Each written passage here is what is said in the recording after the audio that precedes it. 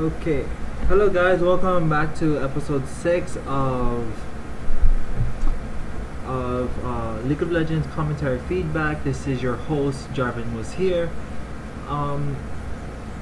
Recently I uploaded some other games, Mage Realm and Lies of Astaroth. If you guys, I know that League of Legends is one of my major videos that you guys all watch. However, I'd like to take a moment and ask you guys to check out those videos as well and tell me what you think. If you want more of it, please view it, share it with your friends. If I see more people watching it, that means you guys want to really you guys want to see more, and I will make more. So without further ado, I think we should just go ahead and get started. Let me just turn up the music and we're good to go.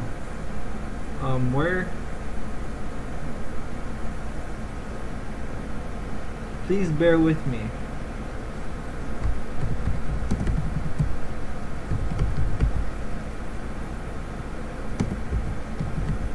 Okay. So I'm gonna be loading into the next scene here. Okay, so in this game you're gonna see Graves, Ari, and you're gonna see Blitz, Assange, Pan, and Morg, and much more. So it's really important for you to understand that depending on the game, how champions work also evolves. Okay, so let's get started with this.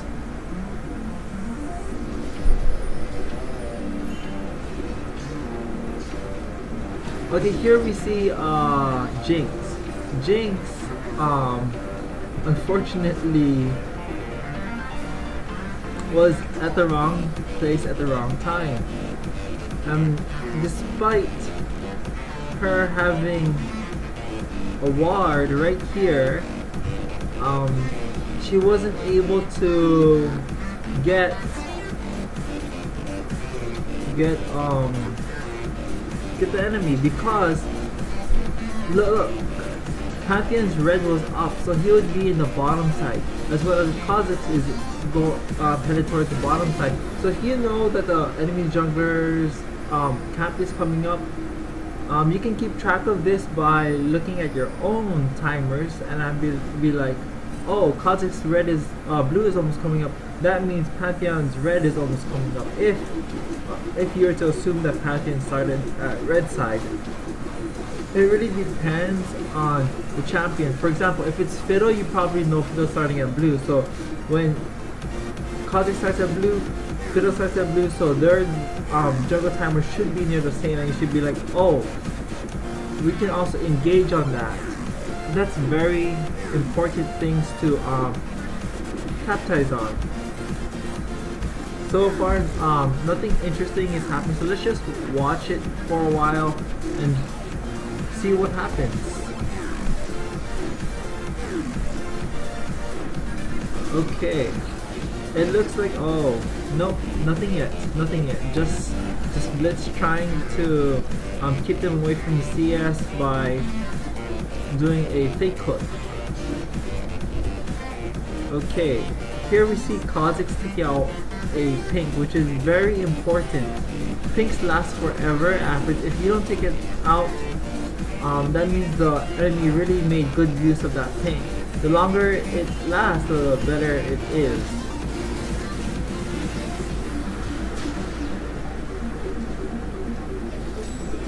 As you can see, there was a 4-man gank at bot, and they really should have paid attention, because they're right here. Let's look at it again.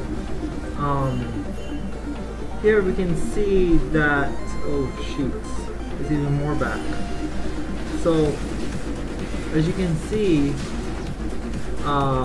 she teleed in and she was able to get the kill, and she was top. And if we just look at her CS and her kills, she already had 1 kill on Singed. This means she's getting way ahead of Singed, despite Singed pushing to the tower and waiting for minions to come towards his way.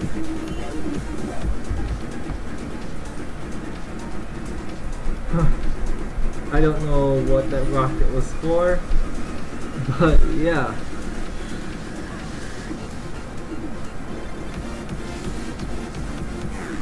So right now, what we can see is that Lulu covered mid for Morg because Morg needed to beat, and but before she beat, she realized that her AD carry was getting chased by a Pantheon, the enemy jungler who had stun, a CC.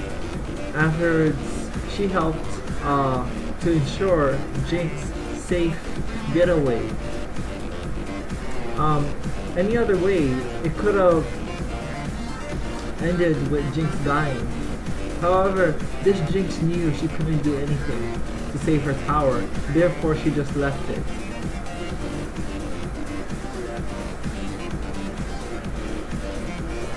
So far, we're seeing that blue team is winning, and it's pretty evident because blue team has gotten 1 tower. Typically the team who can get control of objectives is typically the team that is going to win. However, you can get objectives but you don't capitalize on it, and that's when you could lose the game even though you have more objectives than the enemy. But that's very severe and rare cases, or more than likely in a lower ELO. Or in other words, if you're new to League of Legends, lower competitive play. So here we see there's 2 wards here. It's, as you can see, they both had the great idea that they needed this bush warded because they're both engaging around that area. Unfortunately for Kha'Zix, his Grump was not only warded to double check that he was there, but before that there was actually a ward prior. We can see that Jinx is dying a lot, and this has caused her support to just leave her and go roaming to other lanes. First we saw Morg at mid, then she went down to save Jinx, now she's coming back down to Jinx. I mean, if you're dying, it's not really supportive of your oh my gosh, what the heck was that? Anyways, yeah, so you really have to think about how you can help your team. After all, this is a team game. Lots of people are like, oh, 1v4, ha. But the truth is actually that they got wrecked. But it just makes them feel better to say, oh, 1v4, too good. So yeah, I really encourage you guys to just try to grasp around League of Legends being a team game, because the team who doesn't group is a team who's going to lose. As you can see here, Morg gains 1 gold for every CS that Jinx is getting there. And what's very surprising is that 1 gold isn't gonna get her anywhere if she can't get anything on, and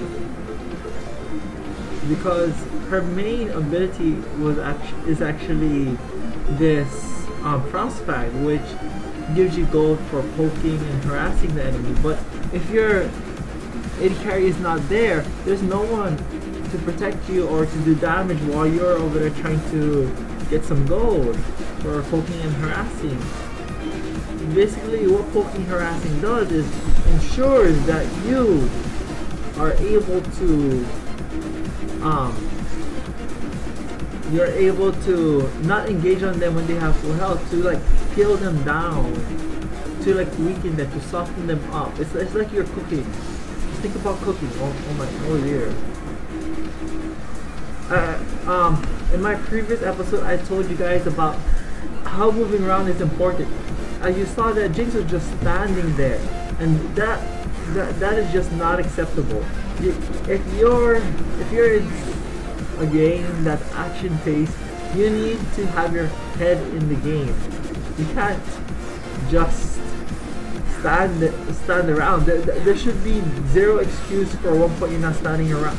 One point you're standing around. You need to look around. Nothing's happening around you. If you can't do anything, look around.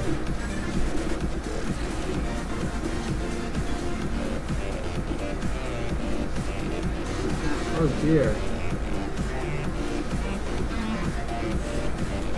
And as we saw, again, blue 5 objectives, red 0 objectives, and you can see that blue is winning real hard.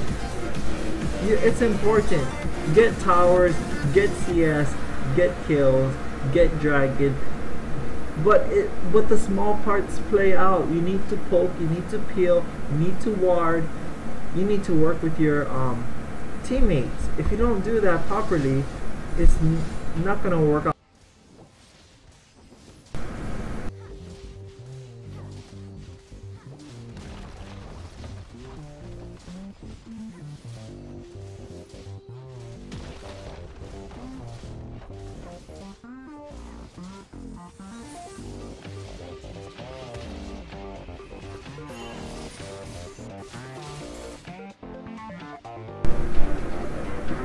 Okay, so yeah, as I was saying earlier, sorry, my mic got cut off, but it's working back to normal right now.